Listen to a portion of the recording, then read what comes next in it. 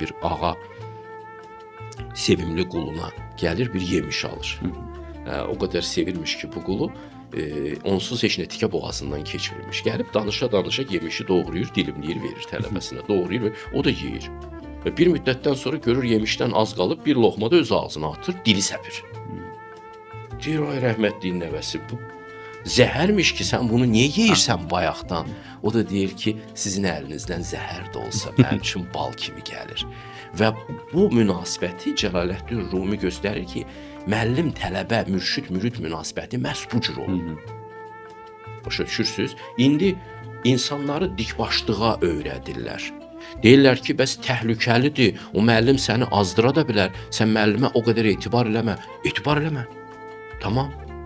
Müəllim saydığına etibar elə. Müəllim saymırsansa etibar eləmə. Axtar müəllimi tap.